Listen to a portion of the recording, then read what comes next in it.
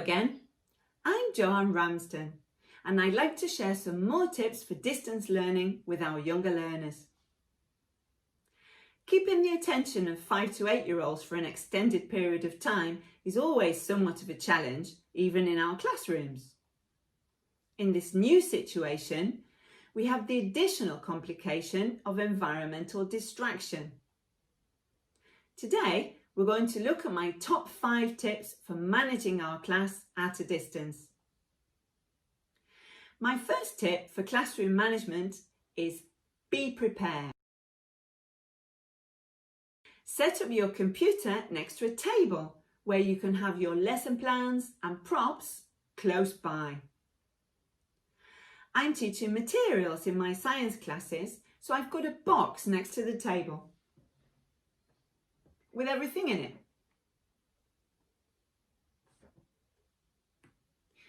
Make sure that the light isn't behind you or children won't be able to see your expression.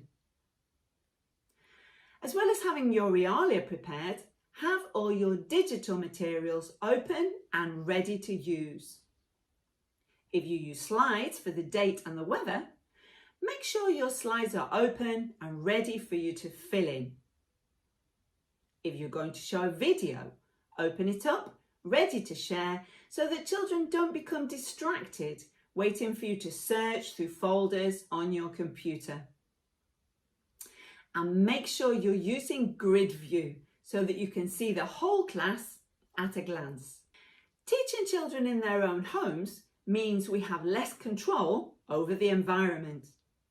Brothers and sisters may be having online lessons at the same time. Parents may have the TV on or be talking on the phone. So my second tip is microphones on mute.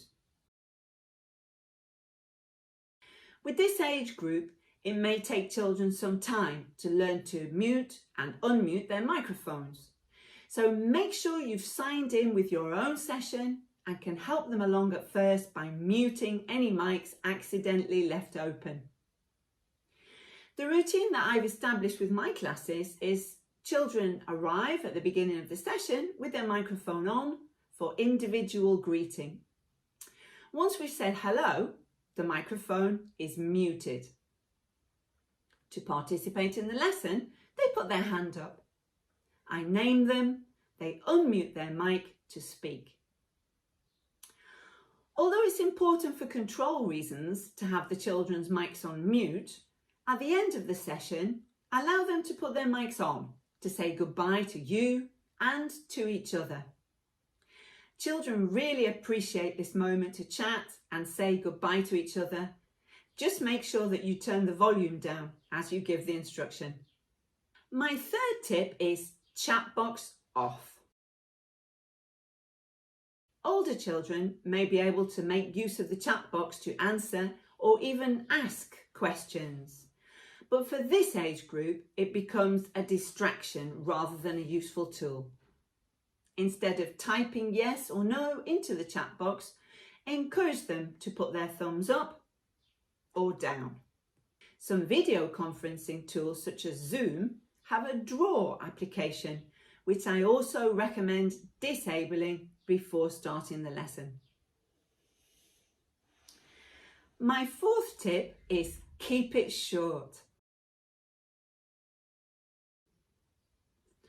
30 minutes is more than enough time to keep everyone's attention during a video conference. Make sure the pace of the lesson is quick. You may find you need more activities than you would in the classroom, but that you change activity more frequently. Familiarity is key in difficult circumstances. Start off with the daily routine as you would in class. Every day we start by singing the days of the week and the month songs. Children know these songs and it helps them feel comfortable and settle into the lesson. Review as much as possible. Progress can be slower as children aren't able to practice by talking to each other. Use plenty of songs, games, videos and stories to maintain interest and motivation.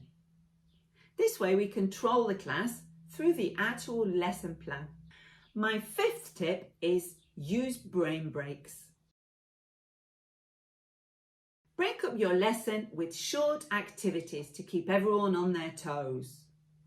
Choose one or two different ones to include in your lesson.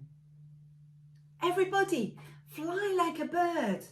Jump like a frog. Don't forget to catch a fly. Include any activities that you may have taught. For example, household tasks. Everybody, make your bed. Or wash the dishes, water the plants. Include daily routines. Everybody wash your hands. Don't forget the soap. Or if you've taught sporting activities, kick the ball. Did you score a goal? Play basketball. Bounce, bounce, bounce, throw. Breaking up your lesson in this way can help refocus children's attention. These are my top 5 tips for class management when using video conferencing. But there are other ways of managing the class at a distance. I'd love to hear your ideas. I hope you find today's suggestions useful, and I look forward to speaking to you again very soon.